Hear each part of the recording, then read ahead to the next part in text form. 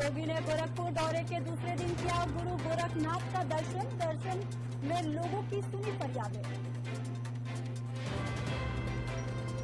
श्री कृष्ण जन्मभूमि विवाद में आज होगी सुनवाई। ईदगाह के सर्वे की मांग के मामले में होगी सुनवाई।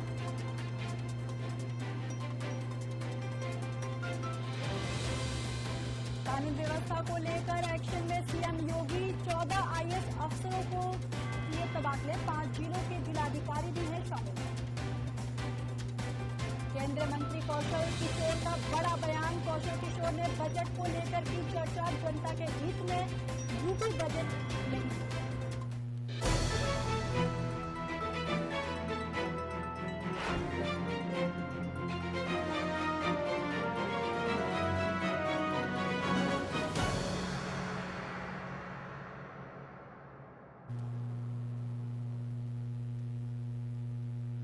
नमस्कार, बहुत स्वागत है आपका उनका न्यूज में। मैं हूं आपके साथ ज्योति यादव। तो बुलेटिन की शुरुआत करेंगे बड़ी खबर के साथ। उत्तर प्रदेश के मुख्यमंत्री योगी आदित्यनाथ 2 दिवसीय दौरे पर हैं। गोरखपुर पहुंचे और आपको बता दें कि पहले उनके आने की कोई सूचना नहीं थी और दौरे के दूसरे दिन सुबह उठकर सीएम ने मंदिर पहुंचकर सबसे पहले गुरु गोरखनाथ का दर्शन पूजन किया और इसके साथ ही उन्होंने गुरु ब्रह्महीन महंत अवैधनाथ की समाधि पर मत्था टेक उनका आशीर्वाद लिया।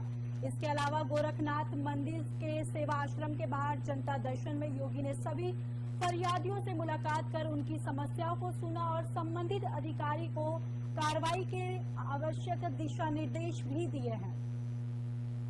योगी आदित्यनाथ गोरखनाथ मंदिर पहुंचे हैं, जहां पर बता दें कि पहले से उनके आने की कोई सूचना नहीं थी, लेकिन दौरे के दूसरे दिन ही सुबह उठकर सीएम ने मंदिर पहुंचकर सबसे पहले गुरु गोरखनाथ का दर्शन पूजन किया और इसके साथ ही उन्होंने अपने गुरु ब्रह्महीन महंत अवैधनाथ की समाधि पर मत्था भी टेका।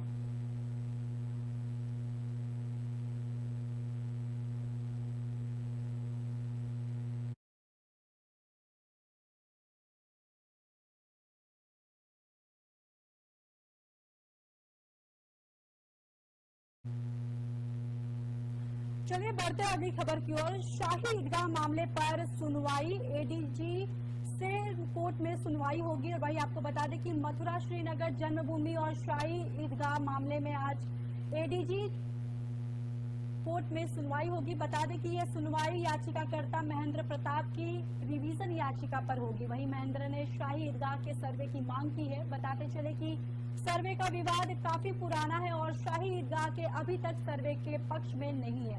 तो वही श्री कृष्ण जन्मभूमि से जुड़े लोग और ट्रस्ट इस मुद्दे को समय समय पर उठाता रहा है। तो श्री कृष्ण जन्मभूमि विवाद पर सुनवाई आपको बताते चले कि ये विवाद काफी लंबे समय से चल रहा है। वही आपको बताते चले कि सुनवाई याचिकाकर्ता महेंद्र प्रताप की रिवीजन याचिका पर होगी और महेंद्र ने शाही ईदगाह के सर्वे की मांग भी की है और वही सर्वे का विवाद काफी पुराना है और शाही ईदगाह अभी तक सर्वे के पक्ष में नहीं है। तो वही श्री कृष्ण जन्मभूमि से जुड़े लोग और ट्रस्ट इस मुद्दे को समय समय पर उठाते रहे हैं। तो श्री कृष्ण भूमि विवाद काफी लंबे समय से चल रहा है और वही बताते चले कि याचिकाकर्ता महेंद्र प्रताप जो हैं वो रिवीजन याचिका पर ये सुनवाई होगी और महेंद्र ने शाही ईदगाह के सर्वे की भी मांग की है और वही बताते चले कि सर्वे का विवाद काफी पुराना है और शाही ईदगाह अभी तक सर्वे के पक्ष में नहीं है।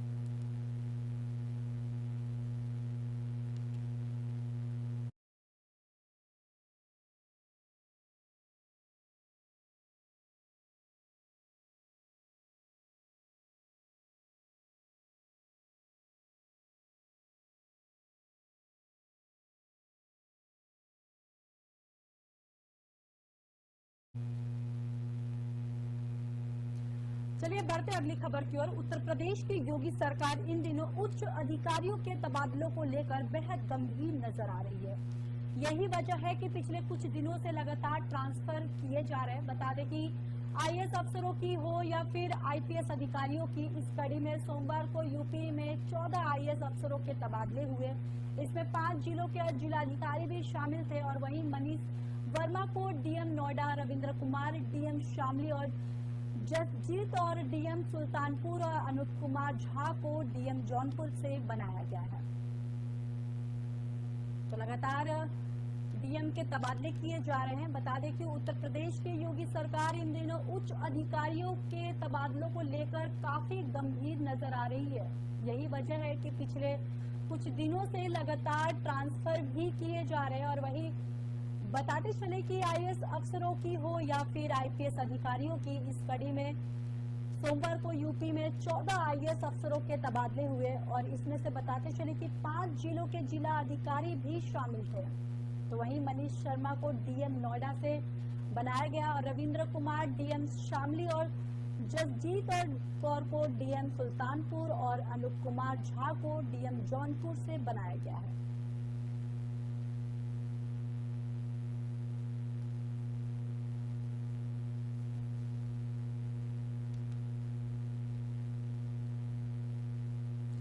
केंद्रीय मंत्री कौशल किशोर ने उत्तर प्रदेश बजट और केंद्र सरकार के बजट को लेकर चर्चा की है। कौशल किशोर ने बताया कि केंद्र और राज्य सरकार का बजट शिक्षा, स्वास्थ्य और रोजगार को ध्यान से में रखकर लाया गया है। उन्होंने आगे कहा कि केंद्र सरकार के बजट के खिलाफ विपक्ष के पास कुछ नहीं है, इसलिए विपक्ष अलग अलग हथकंडे अपना रही है। दिल्ली में कथित आबकारी शराब घोटाले में आम आदमी पार्टी के प्रदर्शन पर भी उन्होंने कहा कि मनीष सिसोदिया और केजरीवाल जी को पहले से मालूम था कि गिरफ्तारी होगी, क्योंकि जब ईडी और सीबीआई की पूछताछ हुई थी उसमें दिल्ली सरकार की पोल खुल गई थी। तो केंद्रीय मंत्री कौशल किशोर का ये बड़ा बयान आया है, जहां पर उन्होंने कहा कि सरकार का बजट शिक्षा, स्वास्थ्य और रोजगार को ध्यान में रखकर लाया गया है। और आगे उन्होंने ये भी कहा कि केंद्र सरकार के बजट के खिलाफ विपक्ष के पास कुछ नहीं है, इसीलिए अलग अलग हथकंडे अपना रही है। और साथ ही दिल्ली में कथित आबकारी शराब घोटाले पर भी उन्होंने कहा कि आम आदमी पार्टी के प्रदर्शन पर मनीष सिसोदिया और केजरीवाल जी को पहले से मालूम था कि गिरफ्तारी होगी, क्योंकि जब ईडी और सीबीआई की पूछताछ हुई थी तो उसमें दिल्ली सरकार की पोल खुल गई थी।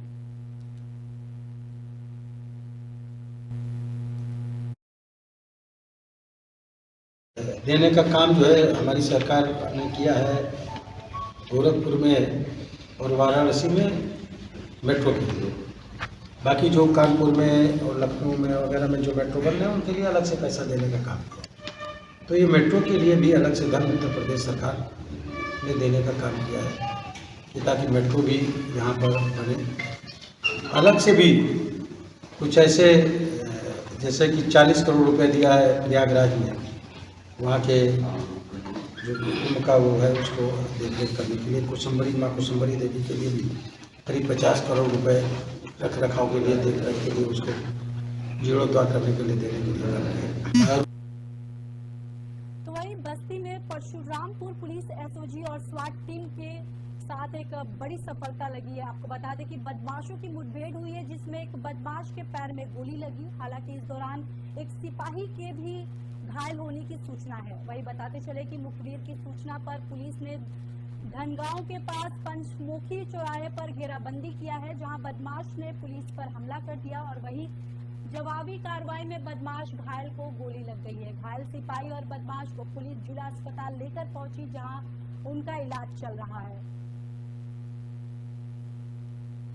तो बता दें कि स्वाट टीम के साथ बदमाशों की मुठभेड़ हो गई है, जिस मुठभेड़ में बदमाश के पैर में गोली लग गई है। वही आपको बता दें कि पुलिस एसओजी और स्वाट टीम के साथ बदमाशों की इस मुठभेड़ में एक बदमाश के पैर में गोली लगी है। और हालांकि इस दौरान एक सिपाही को भी घायल पाया गया है। वही बताते चले कि मुखबिर की सूचना पर पुलिस ने धनगांव के पास पंचमुखी चौराहे पर घेराबंदी किया, जहां बदमाश ने पुलिस पर हमला कर दिया है। वही जवाबी कार्रवाई में बदमाश घायल हो गया है। और बताते चले कि घायल सिपाही और बदमाश को पुलिस जिला अस्पताल लेकर पहुंची है, जहां पर उनका इलाज चल रहा है।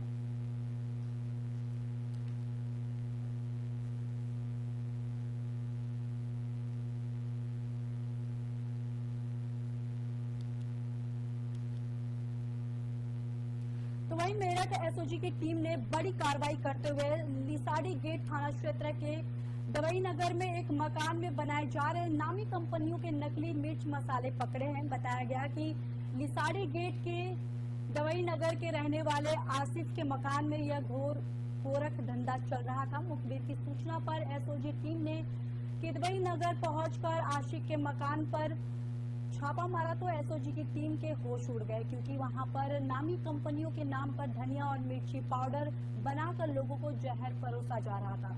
बताया गया कि बीते कई सालों से आसिफ इस धंधे को करता हुआ आ रहा है। वहीं पकड़े गए मिर्च मसालों की कीमत तकरीबन 20 लाख रुपए बताई गई है।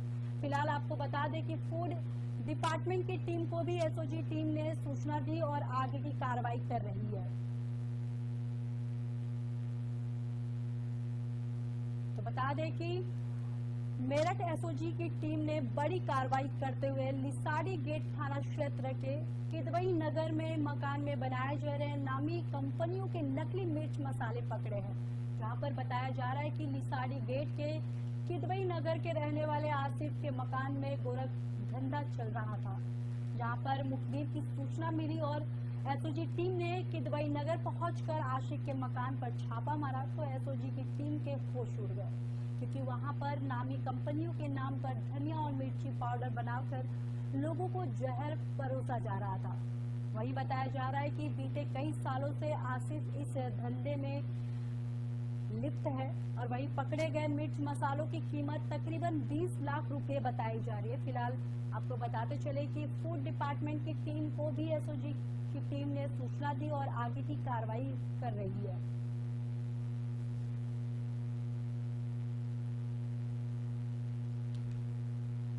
बताते चले कि पुलिस को नकली मसाले बनाने वाले लोगों को गिरफ्तार किया है और बताया जा रहा है कि लिसाड़ी गेट के किदवई नगर के रहने वाले आसिफ के मकान में यह गोरख धंधा काफी समय से चल रहा था, जिसके बाद पुलिस को मुखबिर की सूचना पर एसओजी टीम ने किदवई नगर पहुंचकर आशिक के मकान पर छापा मारा तो एसओजी की टीम के भी होश उड़ गए, क्योंकि वहां पर नामी कंपनियों के नाम पर धनिया और मिर्ची पाउडर बनाकर लोगों को जहर परोसा जा रहा था। वहीं बताया गया कि बीते कई सालों से आसिफ इस धंधे में लिप्त था।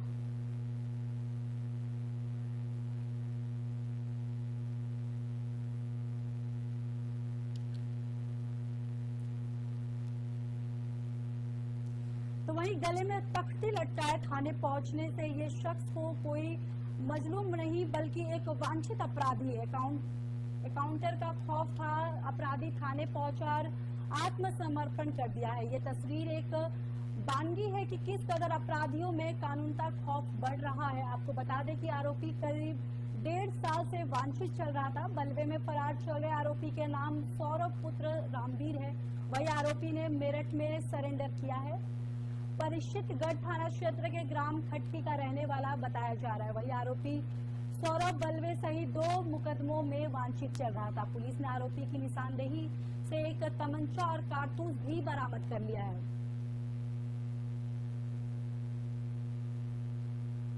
तो बता दें कि तख्ती लटकाए थाने में पहुंचा ये शख्स कोई मजलूम नहीं बल्कि एक वांछित अपराधी है।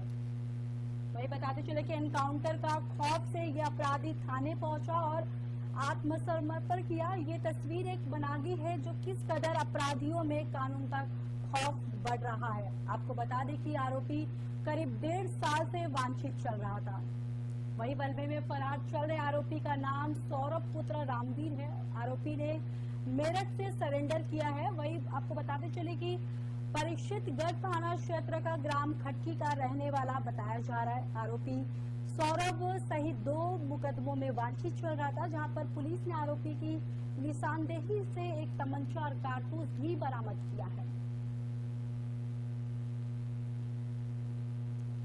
तो बताते चले कि गले में तख्ती लटकाए थाने पहुंचा ये शख्स कोई मजलूम नहीं बल्कि एक वांछित अपराधी है। और वही एनकाउंटर का खौफ से ये अपराधी थाने पहुंचा और आत्मसमर्पण कर दिया है। और ये तस्वीर एक बनागी है कि किस कदर अपराधियों में कानून का खौफ बढ़ रहा है। और आपको बताते चले कि आरोपी करीब 1.5 साल से वांछित चल रहा था। वही बलवे में फरार चल रहे आरोपी का नाम सौरभ पुत्र रामवीर भी बताया जा रहा है। आरोपी ने मेरठ में सरेंडर किया था और वही परिचितगढ़ थाना क्षेत्र का ये आरोपी बताया जा रहा है। आरोपी का नाम सौरभ बलवे सहित 2 मुकदमे भी वांछित चल रहे हैं। वही पुलिस ने आरोपी की निशानदेही से एक तमंचा और कारतूस भी बरामद किया है।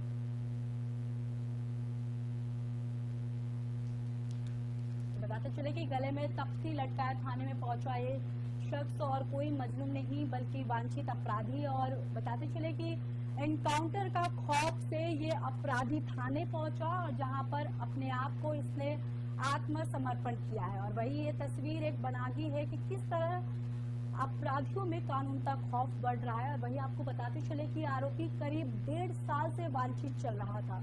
जहां बलवे में फरार चल रहे आरोपी का नाम सौरभ पुत्र रामवीर है और आरोपी ने मेरठ में सरेंडर किया था। वही परिचितगढ़ थाना क्षेत्र के ग्राम खटकी का रहने वाला ये आरोपी बताया जा रहा है।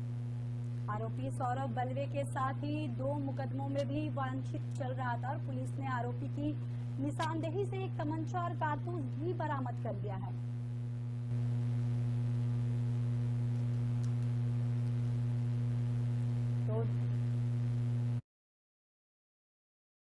तो गिरी नाम के व्यक्ति ने थाना परिचितगढ़ में उपस्थित होकर गले में तख्ती लटकाकर आत्मसमर्पण किया।